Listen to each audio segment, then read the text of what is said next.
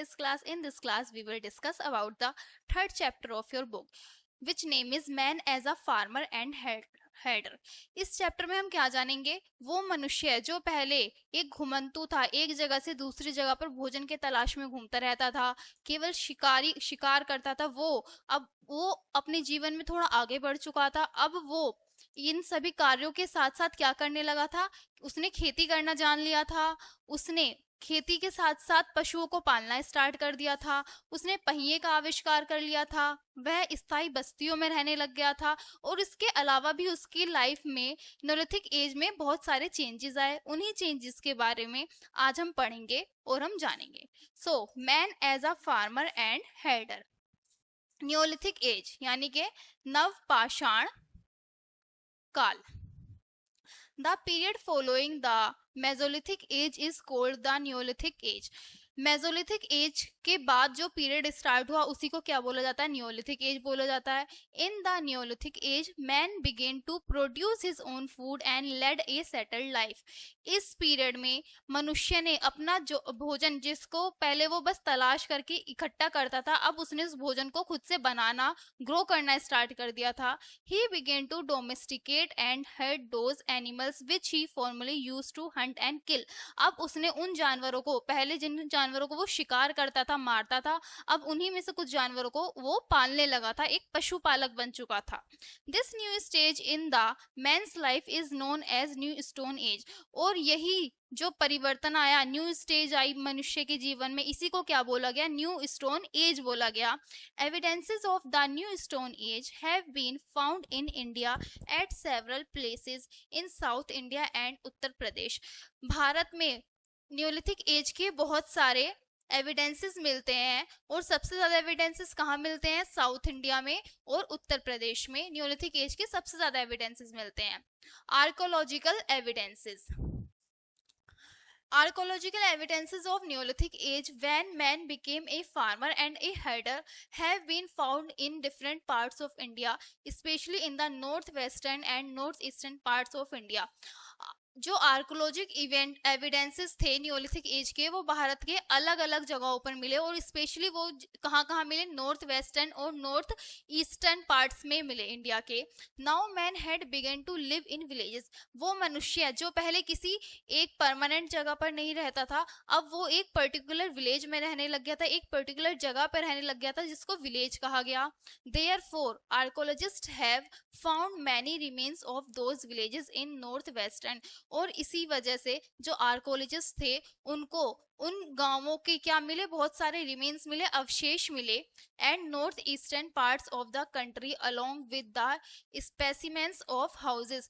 उन घरों के अवशेष कहाँ मिले? नॉर्थ ईस्टर्न पार्ट्स में मिले। और उन घरों के अवशेष के अलावा क्या क्या मिले? उनके द्वारा इस्तेमाल किए जाने वाले टूल्स, उनके द्वारा इस्तेमाल किए जाने वाले poetry, ETC. Some of the important sites connected with the Neolithic age are given below. वो चीजें जो न्योलिथिक एज से कनेक्टेड थी वो नीचे दी गई हुई हैं। उनमें से पहली कौन सी है? Mehrgarh situated in Balochistan province of Pakistan. वो जगह जहां पर पहले नवपाषाण काल में मनुष्य रहते थे, वो जगह किस नाम से जानी जाती है? मेहरगढ़ के नाम से जानी जाती है, जो आज पाकिस्तान प्रोविंस के बलूचिस्तान में पाई जाता है। Burzahom a place about 20 kilometre from Srinagar and in Kashmir. जो बुरजोहम है वो श्रीनगर के कश्मीर से लगभग 20 किलोमीटर दूर है। ये यहाँ पर भी नवपाषाण काल में लोग रहते थे। और तीसरा है चिरंद, a place about 40 kilometre west of Patna on the northern side of the Ganga. और चौथी जगह जहां पर नवपाषाण काल में मनुष्य रहते थे वो कौन सी है? चिरांड है, जो कि पटना से लगभग 40 किलोमीटर दूर है। Sarutaru situated in the hills of Assam. और चौथी जगह कौन सी है? सरुतारू, जो असम के पहाड़ों पर है। Fifth is Kuchai situated in modern state of Odisha. पांचवी जगह कौन सी पाई जाती है? कुचई, जो कहाँ पर स्थित है? ओडिशा में। पांचवी जगह various site like Maski, Brahmagiri, Hallur, Kodekal, T Narsipur and Tekkalakota all in Karnataka. और ये कर्नाटका की कुछ जगह हैं काफी सारी, इन जगहों पर भी नवपाषाण काल में मनुष्य रहते थे। नागार्जुन कोंडा इन आंध्र प्रदेश, और सातवीं जगह कौन सी है? नागार्जुन कोंडा, जो कहाँ स्थित है? आंध्र प्रदेश में स्थित है। Our next topic is the Neolithic or the New Stone Age 10,000 BC to 4,000 BC। जो न्यू स्टोन एज थी वो कब से कब तक चली? 10,000 ईसा पूर्व से लेकर 4,000 ईसा पूर्व तक। The old stone age lasted till about 10,000 BC। जो हमारी ओल्ड स्टोन एज थी वो कब तक रही थी? 10,000 BC तक। फिर उसके बाद the discovery of agriculture marks the end of the old stone age. और जब उन मनुष्य ने, पुराने जमाने के मनुष्य ने एग्रीकल्चर की खोज कर ली थी, खेती करना स्टार्ट कर दिया था, तो जो द ओल्ड स्टोन एज थी उसका एंड वहीं पर हो गया। And beginning of the new stone age. और कौन से न्यू स्टोन एज की बिगिनिंग हुई? The change from old stone age to new stone age was gradual. It was marked by several characteristics which are as follow. उसके कुछ मुख्य characteristics कौन कौन से हैं? Farming and herding. पहली विशेषता क्या है? Farming and herding. जो मनुष्य था अब उसने खेती करना जान लिया था और वो एक पशुपालक के रूप में अपना जीवन व्यतीत करने लगा था। In the new stone age man change from a food gatherer to a food producer. New stone age में जो मनुष्य पहले फूड गैदरर के नाम से जाना जाता था, अब वो किस नाम से जाने लगा था? Food producer. क्यों? क्योंकि पहले केवल वो खाना अपनी आसपास की जगहों से इकट्ठा करता था, लेकिन अब उसने अपनी खाने वाली चीजों को खुद से उगाना, खुद से उनको प्रोड्यूस करना सीख लिया था। He learn to take care of the crops he sowed. वो अपने द्वारा बोई जाने वाली फसलों की टेक केयर करता था। He also started rearing animals. उसने पशुओं को पालना स्टार्ट कर दिया था। We know about the crops grown by the farmers of the new stone age from the plants remains such as pollens and seeds found in soil deposits of the at period। हम लोगों को इस बात का पता कैसे चला कि नवपाषाण काल में, न्यू स्टोन एज में जो मनुष्य था उसने खेती करना स्टार्ट कर दिया था? कैसे पता चला? वहां की जब मिट्टी को देखा गया, उसमें फाइंड की गई, तो हमें पता चला कि इस समय से इस समय तक इस मिट्टी में ये चीजें पैदा की जाती थी, तो उस बात से हमको पता चला। Archaeologist have found remain of wheat and lentils at Chirand in Bihar. जो आर्कोलॉजिस्ट थे उनको मिट्टी में से व्हीट यानी कि गेहूं और मसूर के कुछ अवशेष मिले। कहाँ पर? चिरंड के बिहार में से। और क्या मिला? हॉर्स ग्राम मिला। कहाँ से? टेक्कलकोडा इन कर्नाटका से। इससे उनको क्या पता चला आर्कोलॉजिस्ट को? जो नवपाषाण युग के मनुष्य थे उन्होंने अपने काल में खेती करना स्टार्ट कर दिया था। The presence of charcoal in the soil at some places suggested clearing of forest by fire. मिट्टी में से चारकोल के मिलने से क्या पता चला कि उस समय जो मनुष्य थे वो अपने खेतों को साफ करने के लिए क्या करते थे? उन खेतों में आग लगा देते थे। लाइक मूंजी काटने के बाद जो नीचे थोड़ी थोड़ी घास बच जाती है उसको किस तरह से साफ करते थे? उसको आग लगा के।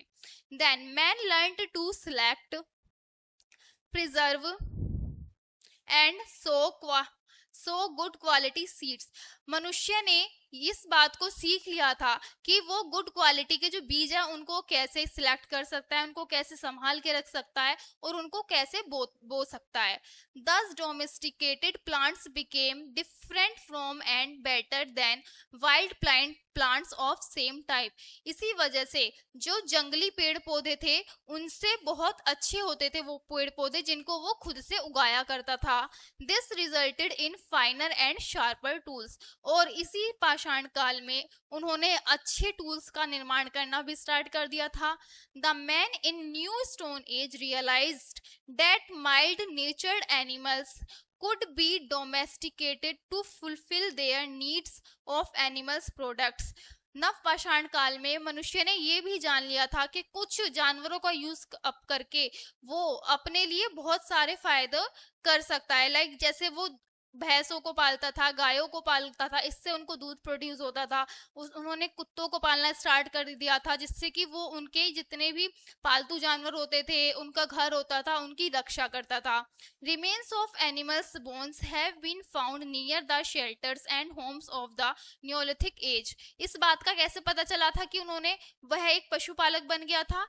ऐसे पता चला कि उस समय जहां पर उनके घरों के अवशेष मिले थे, उन्हीं घरों के पास से कुछ पालतू पशुओं के भी अवशेष मिले थे। एक पिक्चर दी हुई है Neolithic site eight Koldihwa in Uttar प्रदेश। इस तरह से नवपाषाण काल में मनुष्य एक साथ पास पास में घर बनाकर रहा करते थे। The wheel made man more mobile. जब उस समय मनुष्य ने नवपाषाण काल में पहिए का आविष्कार कर दिया था, तो उसकी विकास में और ज्यादा गति तेजी से हुई। He could make a cart with wheels that was drawn by animals। जब उन्होंने पहिए का आविष्कार कर दिया था, तो उन्होंने कार्ट्स बनाने स्टार्ट कर दिया था, और उन कार्ट्स का यूज वो किन की मदद से करते थे? उन अपने पालतू पशुओं की मदद से करते थे। Drawn by animals. It helped man to carry heavy loads, it made transport easy. इससे उस मनुष्य को जो हैवी लोड, भारी भरकम सामान होता था, उसे एक जगह से दूसरी जगह पर ले जाने में आसानी होने लगी, और उसको ट्रांसपोर्ट में इजी, बहुत ही ज्यादा फायदा हुआ। The wheel was also use in spinning and weaving. और जो व्हील का इस्तेमाल था, वो उन्होंने सूती वस्त्रों को बनाने के लिए एज अ व्हील भी इस्तेमाल किया। Potters wheel. कुम्हारों की व्हील कैसी होती थी? Potters wheel facilitated in the making of poetry. जो पोटर्स की व्हील थी, वो उस व्हील का क्यों यूज करते थे? बर्तनों को बनाने में यूज करते थे, मिट्टी के बर्तन बनाने में। Now man begin to design different types of earthenware of his daily use. अब मनुष्य ने अपने रोजाना जीवन में इस्तेमाल किए जाने वाली वस्तुओं का निर्माण करना स्टार्ट कर दिया था। It made his life easier in many veg. और इसने मनुष्य के जीवन को बहुत सारे तरीकों से आसान बना दिया। He could now store food grains which were in surplus. अब मनुष्य किसी भी चीज को स्टोर कर सकता था। क्यों? क्योंकि पहले तो उसके पास स्टोर करने के लिए ना कोई बर्तन होता था, ना कोई वस्तु होती थी। लेकिन अब जब उसने मिट्टी के बर्तन बनाने स्टार्ट कर दिए थे, तो अब वो अपनी सारी जरूरतों की चीजों को किसी ना किसी मिट्टी के बर्तन में रखकर स्टोर कर सकता था। He also stored water. He now cooked food in vessels. और वस्तुओं के साथ साथ अब वो उसने पानी को स्टोर करना भी स्टार्ट कर दिया था। और पहले मनुष्य जो ऐसे ही आग पर खाना पकाता था, अब वह खाने को बर्तनों में पकाने लग गया था। एक cattle pen has been found at Koldihwa in Uttar Pradesh. Bones of cattle, sheep and goats have also been found at Tekkalkoda in Karnataka. Evidences also suggest that the Neolithic man used cattle for agriculture work and as a means of transport. कोल्डिवा Uttar Pradesh में मवेशियों की कुछ अवशेष मिले थे, जिनमें से किसकी हड्डियां मिली थी? कैटल की, शीप की, गोट की। ये सब पाई गई थी टेकलकोडा में इन कर्नाटका में। और इन्हीं सब अवशेषों से, इन्हीं सब एविडेंसेस से जो उस हम लोगों को ये पता चला, ये सब अवशेष जब हमने देखा, तो हमने ये अंदाजा लगाया कि उस समय के लोगों ने एग्रीकल्चर करना स्टार्ट कर दिया था। और वो अपने एग्रीकल्चर में किसका यूज किया करते थे? कुछ पशुओं का यूज किया करते थे। Implication of farming and herding. Growing of crops on a regular basis assured man of continuous supply of food. Although also man still hunted, the rearing of animals also assured him continuous supply of meat. अब मनुष्य ने crops यानी के फसलों को बोना और फसलों को ग्रो करना स्टार्ट कर दिया था। और फसल बोने के साथ साथ अभी भी मनुष्य हंट करता था, शिकार करता था, और पशुओं को शिकार भी करता था, पशुओं का पालन भी करता था। और पशुओं का शिकार क्यों करता था? जिससे कि उसको खाने की एक एक्स्ट्रा आइटम मिलती थी as a meat. Animals also assisted man in his work. और जो एनिमल्स थे, वो मनुष्य को उनके कार्य में मदद करते थे। Man used animals in farming. जो मनुष्य थे वो एनिमल्स का यूज किस में करते थे? सबसे ज्यादा फार्मिंग में। He domesticated dogs to guard his herd and property. उन लोगों ने कुत्तों का पालन क्यों किया, डॉग्स का पालन क्यों किया? जिससे कि जो डॉग्स होते थे वो उनके घर को और उनकी प्रॉपर्टी को प्रोटेक्ट करते थे। ही also domesticated beasts from burden to carry his loads। और इसके अलावा भी उन्होंने कुछ जानवरों का पालन किया जिससे कि वो उनके जो लोड्स होते थे उनको एक जगह से दूसरी जगह पर ढोते थे। To make care of his crops man started living at one place for a long time.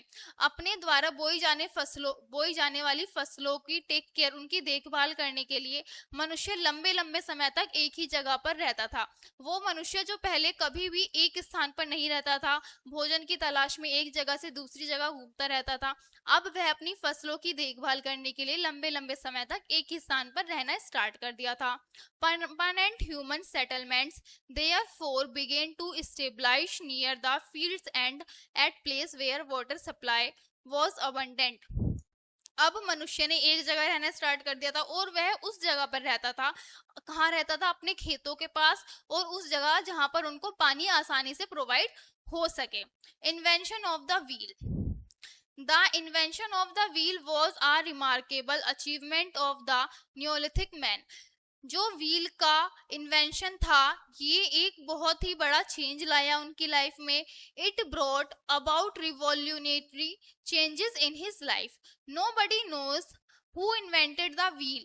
कोई भी नहीं जानता कि जो व्हील का इन्वेंशन था वो किया किसने, but most probably he got the idea by watching a log of wood और stone rolling down from the hills slopes. लेकिन ये हम अंदाजा लगा सकते हैं जिसने भी व्हील का आविष्कार किया था, जिसने भी व्हील का निर्माण किया था, उसको ये आइडिया किसी पहाड़ पर से लुढ़कते हुए पत्थर या फिर किसी पहाड़ पर से लुढ़कती हुई लकड़ी को देखकर ये आइडिया आया होगा। The invention of the wheel made his life much easier in many veg.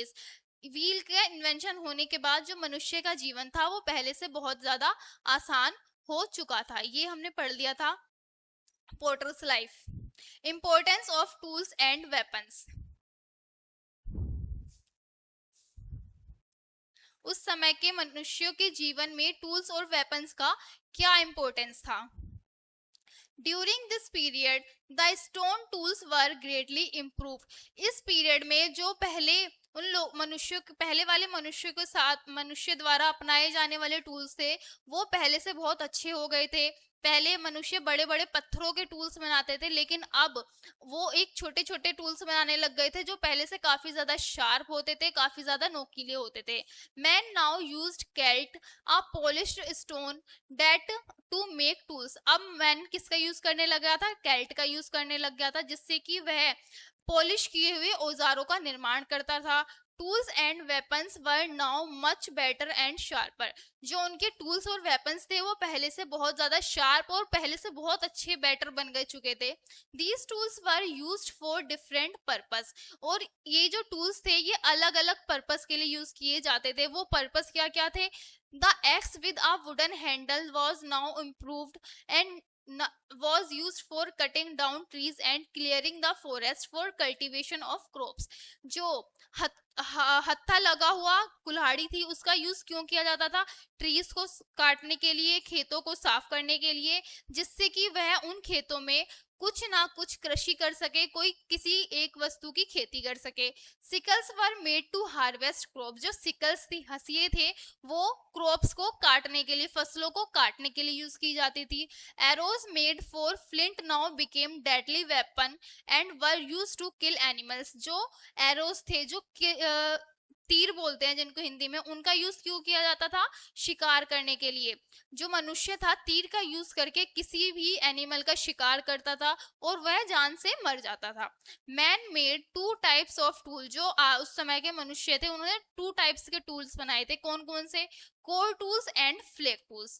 कौन कौन से बनाए थे? एक बनाया था कोर टूल्स और दूसरा बनाया था flake tools. Core tools were use to make other tools. जो कोर टूल्स थे उसकी मदद से दूसरे टूल्स बनाए जाते थे। वाइल और वहीं पर जो फेक टूल्स था उसका यूज क्यों किया जाता था? Fake tools were made from smaller pieces of stones. जो फ्लेक टूल्स थे वो पत्थर के छोटे छोटे टुकड़ों से बनते थे। Beginning of settled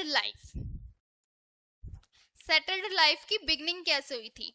now man abundant the caves and forest. अब नवपाषाण काल में मनुष्यों ने वो मनुष्य जो पहले गुफाओं में और जंगलों में रहते थे, अब मनुष्य ने वो जंगल और वो गुफाएं छोड़ दी थी। He begin to live a settled life, और उसने एक सेटल्ड लाइफ जीनी स्टार्ट कर दी थी। The advent of agriculture coupled with domestications of animals helped him a lot to stay at one place instead of moving from place to another place search of food। कृषि के विकास ने और पशुपालक बनने के बाद मनुष्य की जीवन में इन दोनों चीजों का बहुत असर पड़ा, और इन्हीं दो कारणों की वजह से वो मनुष्य जो पहले एक जगह से दूसरी जगह पर खाने की तलाश में भटकते रहते थे, अब वो एक सेटल्ड लाइफ जीने लगे थे और किसी एक पर्टिकुलर जगह पर रहने लगे थे। The Hunter of the old stone age had now become a shepherd who tamed quite a few of the wild animals. वो मनुष्य जो पहले केवल हंट करता था, शिकार करता था, अब वो क्या बन चुका था? एक पशुपालक बन चुका था। He domesticated cattle such as cows sheep and goats. वो उसने क्या करना स्टार्ट कर दिया था? गायों को, शीप्स को, गोट्स को पालना स्टार्ट कर दिया था। He use the horse for riding and carrying his loads. और वह घोड़ों को यानी हॉर्स को क्यों पालता था? राइड करने के लिए और अपने द्वारा इस्तेमाल की जाने वाली चीजों को एक जगह से दूसरी जगह पर लाने ले जाने के लिए। The dog become his faithful friend and guarded his herd to cattle and his hut. और वह कुत्ता जो था, जो डॉग्स थे, वो उनके एक फेथफुल फ्रेंड्स बन गए थे, और वो उनको क्या करता था? गार्ड करता था, उनकी सुरक्षा करता था, उनकी हर्ड्स को और उनके घरों को। Further, in this period, there was some kind of division of work. इस समय जो मनुष्य थे वो अलग अलग तरह का कार्य करने स्टार्ट कर दिए थे मनुष्यों ने। उनमें से कुछ some people engaged themselves in growing crops। कुछ मनुष्य क्या काम करते थे? वो केवल खेती का कार्य करते थे, वो केवल कृषि करते थे। Others men made tools, still other made और जो कुछ लोग थे वो क्या करते थे? टूल्स बनाते थे, औजार बनाते थे। कुछ क्या करते थे? बोट्स, कुछ बर्तन बनाते थे। As such different occupation began to take shape. People now began to cook food instead of eating raw food. नवपाषाण काल में मनुष्य ने कच्चे खाने की जगह पर खाने को पकाकर खाना स्टार्ट कर दिया था। People also learned to wear cotton clothes to cover and protect their body। और इसी के साथ साथ मनुष्यों ने सूती के वस्त्रों को अपनी बॉडी को गर्मी, सर्दी, बारिश से बचाने के लिए पहनना स्टार्ट कर दिया था। अर्ली विलेजेस, नवपाषाण काल में जो शुरुआती दौर में गांव बने थे, अब हम उनके बारे में पढ़ेंगे। Settling down at one place gave rise to small villages where man. जब बहुत सारे लोग मिलजुल कर किसी एक ही जगह पर परमानेंट तौर से रहे, तो उसी जगह को क्या कहा गया? एक विलेज कहा गया, एक गांव कहा गया। Women and children live together, ठीक है। And early village of this period consisted of a few huts built close together. और शुरुआती दौर में जो विलेजेस थे उसमें जो घर थे वो बिल्कुल बिल्कुल एक दूसरे के पास पास बने रहते थे। These huts were generally built on a high ground so that they could be safe from floods and fans. और ये जो हट्स थे, ये जो उनके द्वारा बनाई जाने वाली झोपड़ियां थी, ये ऊंचे पर्वतों पर बनती थी, जिससे कि वो लोग बाढ़ और अन्य समस्याओं से बच सकें। Fence was built around them to protect them from wild animal. और बाढ़ के साथ साथ अन्य समस्याओं जैसे वाइल्ड एनिमल्स वगैरह से भी बच सकें। The early man settled near lakes और rivers so that he could be close to the water supply for himself and for his domesticated animals and crops।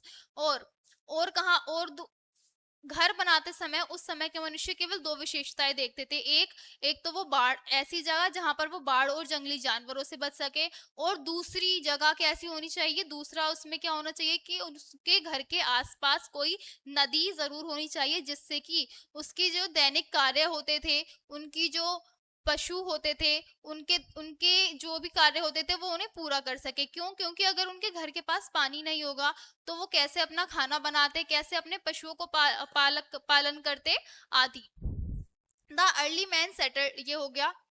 Remains of such villages have been found river valley and on a flat plains। और हमें इस बात का पता कैसे चला कि शुरुआती दौर में मनुष्य ने जो अपने गांव बसाए थे वो लेक्स के पास बसाए थे। क्यों? क्योंकि जो अवशेष था वो केवल और केवल नदियों के पास ही मिला। Next, ancient tools discovered in Vellore Karnataka district. ये कुछ अवशेष मिला है, कुछ टूल्स मिले हैं, कहां पर? कर्नाटका में। देन एक पिक्चर दी हुई है, early man started living settled life.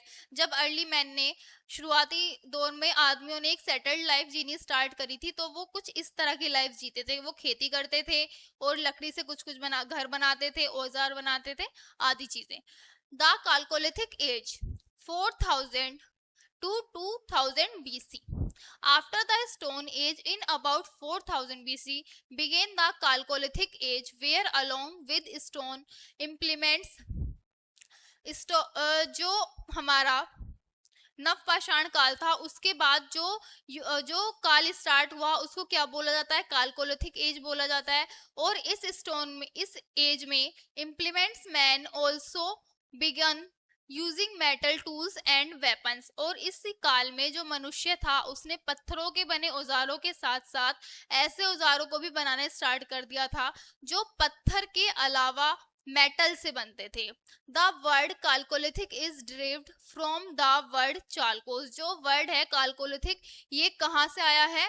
कालकोस से आया है, विच मीन्स कॉपर, जिसका मतलब क्या होता है? Copper. Copper was the first metal to be discovered. Copper वो मेटल थी जिसकी खोज सबसे पहले की गई थी। Since copper was use to made tools, weapons and other implements, this age is also often described as a copper age. इसी वजह से जो कॉपर था उसका यूज क्या टूल्स बनाने में किया गया, वेपन्स बनाने में किया गया और कुछ अलग इम्प्लीमेंट्स बनाने में किया गया। और इसी वजह से जो कैलकोलिथिक एज थी इसको कॉपर एज के नाम से भी जाना जाता है। ये कुछ नीचे वेपन्स दिए हुए हैं जो कब बनाए गए थे? कैलकोलिथिक एज में बनाए गए थे। मोस्टली ये किससे बने हुए हैं? कॉपर से बने हुए हैं। उसके बाद डिस्कवरी ऑफ मेटल। सबसे पहले कौन से मेटल की डिस्कवरी हुई थी? कॉपर की डिस्कवरी हुई थी। और उसके बाद भी कुछ मिश्र धातुओं की और अन्य अन्य धातुओं की डिस्कवरी हुई थी। अब हम उसके बारे में पढ़ेंगे। A great change came in life of man with the discovery of metal। Metal की डिस्कवरी होने के बाद भी मनुष्य के जीवन में बहुत सारे चेंजेस आए। It proved to be a great leap in the direction of modern civilization। इसकी वजह से मनुष्य ने मॉडर्न सिविलाइजेशन की तरफ अपना एक और कदम बढ़ाया। Copper was the first metal to be discovered in India. अभी हमने पीछे पढ़ा, कॉपर पहला मेटल था भारत में जो कि खोजा गया। Later on other metals like zinc and tin were found. और कॉपर के बाद कुछ अन्य मेटल्स खोजे गए जिनमें कौन कौन थे? जिंक और टिन, ये सब भी पाए गए। ब्रोंज एंड ओले। जो ब्रोंज है एक मिश्र धातु है जो किन दो धातुओं से मिलकर बनी होती है? Tin and copper. जब आप टिन और कॉपर को मिलाते हो तो जो मिश्र धातु बनती है उसको क्या कहते हैं? ब्रोंज कहते हैं। Was much harder than copper and tin. और ये जो हमारी मिश्र धातु ब्रोंज बनती है ये कॉपर और टिन दोनों से काफी ज्यादा हार्ड होती है। Therefore, bronze was used for making new tools। जो इसी के बाद जो ब्रोंज था उसका यूज क्यों किया गया? टूल्स बनाने में, वेपन्स बनाने में, कुछ बर्तन बनाने में। With the discovery of these metal, stone tools were replaced। जब मेटल्स की खोज हो चुकी थी और मेटल से अन्य नए नए तरह के टूल्स और वेपन्स बनाए जाने लगे थे तो इन्होंने किसकी जगह ले ली? उन पत्थरों की, उन स्टोन्स को रिप्लेस कर दिया था। उन पत्थर से बने हुए जितने भी औजार थे उनको किससे रिप्लेस कर दिया गया था, मेटल से बने हुए औजारों के साथ, because these were much sharper and efficient. क्यों रिप्लेस कर दिया गया, क्योंकि जो मेटल से बने हुए टूल्स थे वो स्टोन से बने हुए टूल्स से काफी ज्यादा शार्पर होते थे और एफिशिएंट होते थे। Some tools of copper tools such as axes and knives have been found. और जो आर्कोलॉजिस्ट हैं उनको कॉपर से बने हुए कुछ टूल्स मिले, उनमें कौन कौन थे, उनको कुछ चाकू मिले और कुछ एक्सेस मिली। ये फोटो भी दी हुई है, ए पॉइंटेड आयरन टूल की फोटो दी हुई है नीचे आपको। फिर Brahmagiri in Mysore and Navdatoli in the valley of Narmada. Brahmagiri जो मैसूर में स्थित है और नवदा टोली जो नर्मदा नदी के पास स्थित है। Are some sites where copper and bronze tools have been discovered. इन दोनों जगहों पर किसके अवशेष मिले हैं, कुछ कॉपर टूल्स के अवशेष मिले।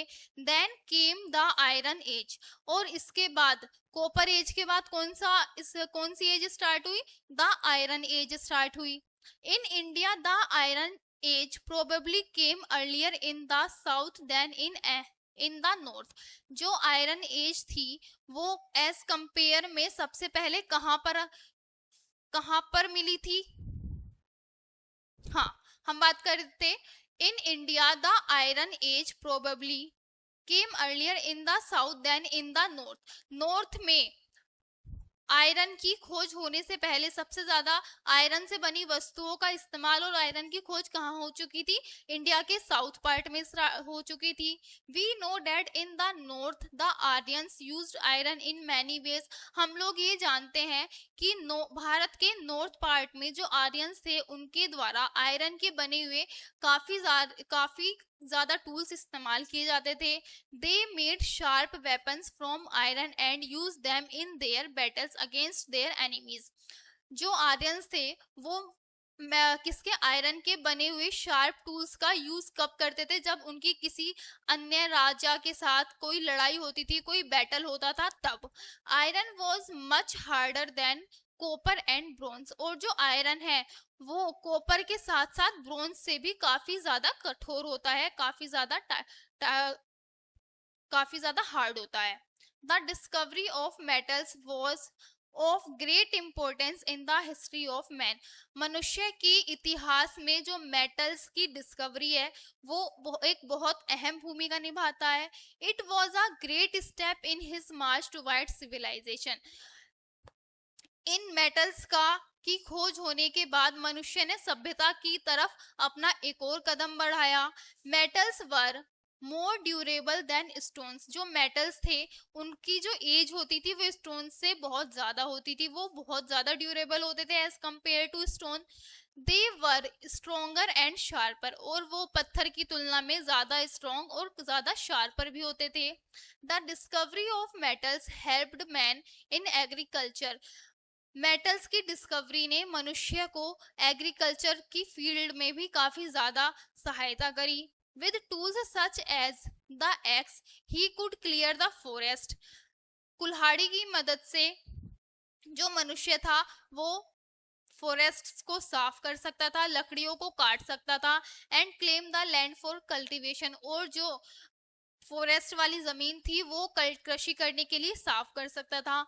The sickle was use to harvest the crops. जो सिकल थे, जो हंसिए थे, उनसे मनुष्य क्या करते थे, अपनी फसलों को काटते थे। Better weapons could also be made from metals. अब उसके बाद हमारा नेक्स्ट टॉपिक है रिलीजन। उस समय ओल्ड स्टोन एज में और नवपाषाण काल में क्या मनुष्य किसी चीज में आस्था रखता था या नहीं रखता था। In the old stone age, man was always busy gathering his food and hunting animals। जो ओल्ड स्टोन एज था उसमें तो मनुष्य हमेशा किस काम में बिजी रहता था, एक जगह से दूसरी जगह पर घूम घूम कर हंटिंग करने में और अपने लिए खाना इकट्ठा करने में। He had no time to think about religion। उसके पास टाइम ही नहीं रहता था कि वो रिलीजन के बारे में, किसी आस्था के बारे में कुछ सोचे। But in the chalcolithic age things had greatly change. But chalcolithic age में, कॉपर एज में ये चीजें बिल्कुल चेंज हो गई थी पहले से। He begin to worship benevolent powers of nature such as sun god, the sky god and the earth goddess. लेकिन कालकोलिथिक एज में ये चीजें बिल्कुल चेंज हो गई थी। उस समय के मनुष्यों ने जो प्राकृतिक चीज थी उनमें, जैसे स्काई गॉड में, अर्थ गॉड में, इन सब चीजों में अपनी आस्था बनानी स्टार्ट कर दी थी। Priests offered prayers and saying hymns in their praise. उसके बाद सम pots found in Burrell places. उस समय पर नव पाषाण काल में जो मनुष्य के द्वारा पोट्स का निर्माण किया जाता था, जिन बर्तनों का यूज किया जाता था, उनके कुछ अवशेष मिले हैं। कहां पर? बुरेल में। डिस्पोजल ऑफ द डेथ मैगलेट्स, यानी कि नव पाषाण काल में जब मनुष्यों का दाह संस्कार कैसे होता था, उनकी बॉडी को डिस्पोज किस तरह से किया जाता था। The people of neolithic age buried their dead. Neolithic age में मनुष्यों की बॉडी को मरने के बाद क्या किया जाता था? दफनाया जाता था। They mark the burial places with huge rectangular blocks of stones called megaliths. Mega means large and liths means stone. और जिस जगह पर मनुष्यों को दफनाया जाता था मिट्टी के अंदर, उसके चारों ओर पत्थर से एक रेक्टेंगुलर शेप की दीवार बना दी जाती थी, जिसको क्या बोला जाता था? मेगालिथ्स बोला जाता था, जिसका मतलब क्या था? पत्थर की एक बनी बड़ी दीवार।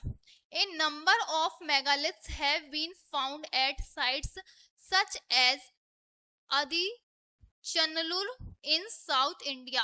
साउथ इंडिया के में एक प्लेस है जहां पर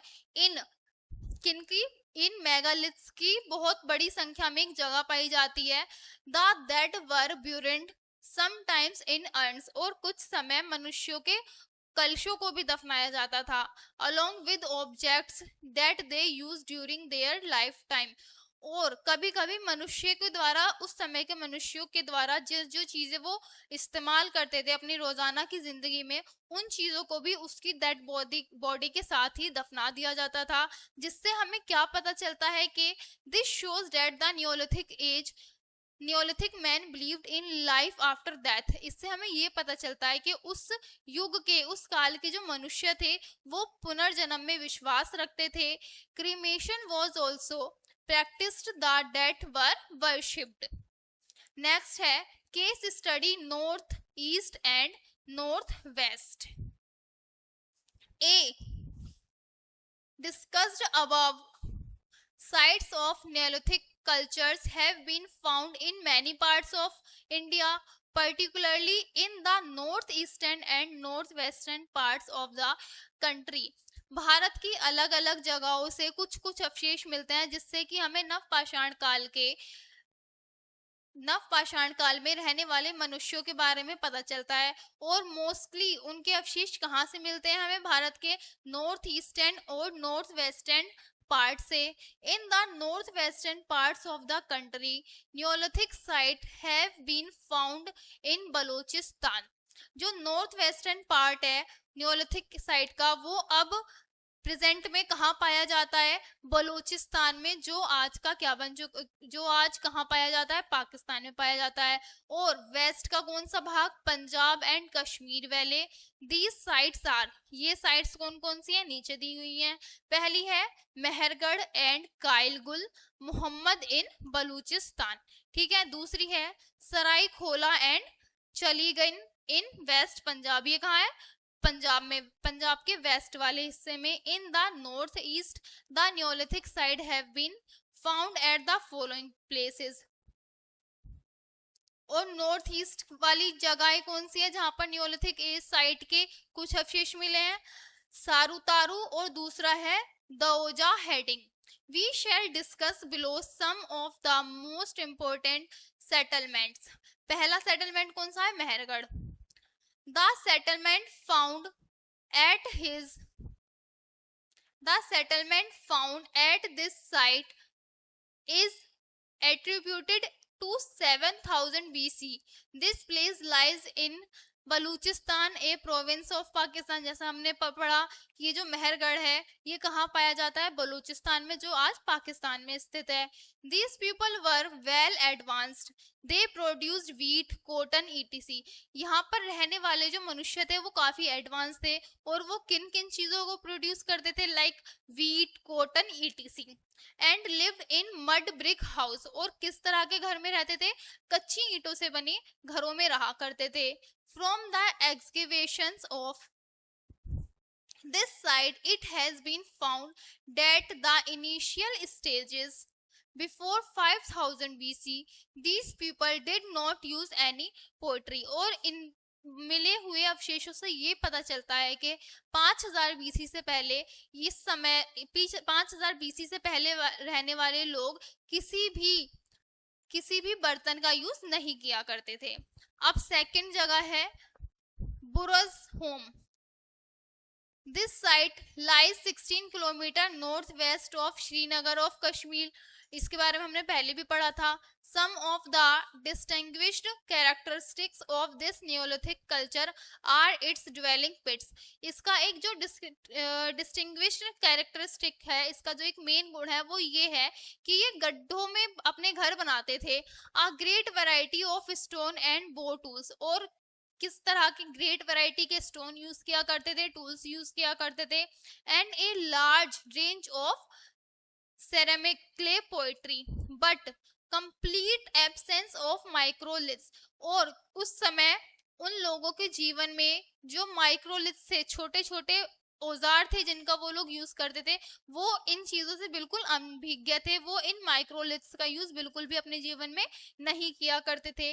दे lived on a lake side in pits. वो लेक साइड में जो गड्ढे बने होते थे उनमें अपने घरों को बनाकर रहा करते थे। एंड डिपेंडेंट ऑन हंटिंग, और किस चीज पर डिपेंड होते रहते थे, पूरी तरह से हंटिंग पर, फिशिंग पर और एग्रीकल्चर पे।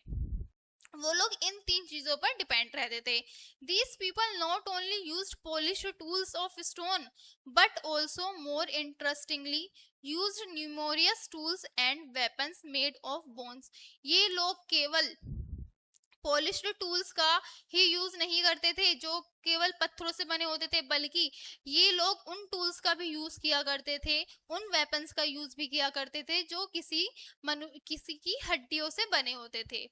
Another interesting thing about Another interesting thing about these people was that they used to bury domestic dogs with their masters in the graves।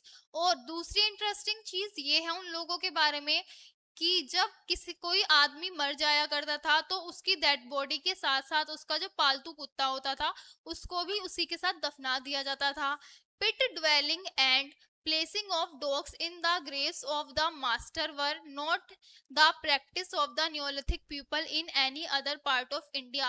और ये अपनाई जाने वाली परंपरा कौन सी, गड्ढों में घर बनाकर रहने वाली और उसके मालिक के साथ ही उसके जो पालतू कुत्ता था उसको दफना दिए जाने वाली, जो ये दो मेन आदतें थी, दो मेन बातें थी, ये केवल वहां पर रहने वाले लोगों द्वारा ही अपनाई जाती थी। न्योलिथिक एज में इनके अलावा इन दोनों चीजों को कोई दूसरा व्यक्ति, दूसरी जगह पर रहने वाले लोग नहीं अपनाते थे।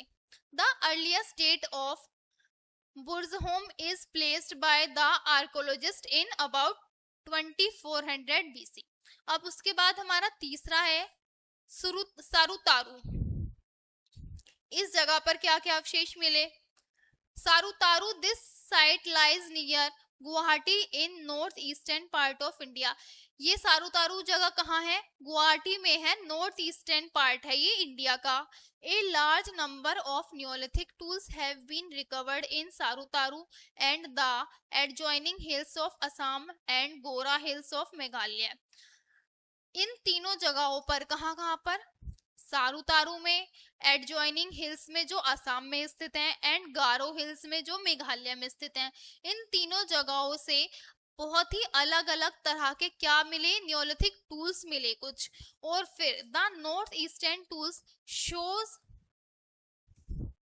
जो नॉर्थ ईस्टर्न टूल थे, show polish stone axes with rectangle butts and occasional shoulders hoes. ये ये सारे टूल्स कहाँ से मिले? इन तीनों जगहों से। कहाँ कहाँ से? सारू तारू से, आसाम के में स्थित हिल्स से और गारो हिल्स से। ठीक है, उसके बाद एक close study of these and other sites in the north western and north eastern area shows that the Neolithic settlers were the earliest farming community in India। और जब इन चीजों के बारे में और ज्यादा स्टडी की गई, और ज्यादा पढ़ा गया, और ज्यादा खोजें की गई, तो ये पता चला कि नियोलिथिक एज में इन्हीं जगहों पर सबसे पहले कृषि करनी स्टार्ट की हुई थी। जो कृषि करनी स्टार्ट हुई थी वो कहाँ से स्टार्ट हुई थी? हमारी north western and north eastern area से। After that they lived in rectangular and circular house. उस समय पर जो लोग थे यहाँ के, वो कैसे घरों में रहते थे? रेक्टेंगुलर और सर्कल शेप के घरों में रहा करते थे। और ये घर किससे बने हुए थे? मट्टी और कंकड़ से बने होते थे। They led a settled life after produce different kinds of crops like wheat, rice, barley, ragi, horse grams and cotton. उस समय के मनुष्य ने एक सेटल्ड लाइफ कब जीना स्टार्ट किया? जब उन्होंने अलग अलग तरह की क्रॉप्स को पैदा करना स्टार्ट किया। वो क्रॉप्स कौन कौन सी थी? गेहूं, चावल, बेरली, रागी, हॉर्स ग्राम, कॉटन। जब उन्होंने इन चीजों को उगाना स्टार्ट किया तो उसके बाद मनुष्य एक सेटल्ड लाइफ जीने लगा था। These people were now on the there's hold of civilization। ये मनुष्य अब सिविलाइजेशन के बहुत ही निकट पहुंच चुके थे। Neolithic culture। After that points to remember, कुछ ऐसे पॉइंट्स जो चैप्टर के सबसे इंपॉर्टेंट पॉइंट्स हैं और हमको इन पॉइंट्स को याद रखना चाहिए। First is neolithic age. Neolithic age कौन सी एज है? न्यू स्टोन एज, जो कब स्टार्ट हुई थी? मेसोलिथिक एज के बाद। माइक्रोलिथ्स, माइक्रोलिथ्स क्या होते हैं? वेरी स्मॉल स्टोन टूल्स, पत्थर से बने हुए छोटे छोटे औजार। मनुष्य पहले पत्थर से बने बड़े बड़े औजारों का इस्तेमाल करता था, लेकिन बाद में जब उसने धीरे धीरे उसका माइंड डेवलप्ड हुआ और उसने पत्थर से बने छोटे छोटे औजारों का आविष्कार किया, तो इन्हीं छोटे छोटे औजारों को क्या बोला गया? माइक्रोलिथ्स बोला गया। Chalcolithic age, the last stage of pre historic period when men began to use copper along with small stone implements in about 4000 BC। कालकोलिथिक as कौन सी थी? ये प्री हिस्ट्रिक पीरियड की लास्ट स्टेज थी जब मनुष्य कॉपर और अलग अलग मेटल के स्टोन के इम्प्लीमेंट्स बनाता था। कब? 4000 BC में। आर्कोलॉजिस्ट, आर्कोलॉजिस्ट कौन से होते हैं? scholars who dig up old sites and bring the to light in a scientific man's progress since ago। जो आर्कोलॉजिस्ट होते हैं वो कौन होते हैं? ये लोग कहीं भी जाकर खोदते हैं और जो पुराने मनुष्य को द्वारा इस्तेमाल की जाने वाली किसी भी चीज के किसी अवशेष को खोजते हैं। उन्हीं लोगों को क्या बोला जाता है? आर्कोलॉजिस्ट बोला जाता है।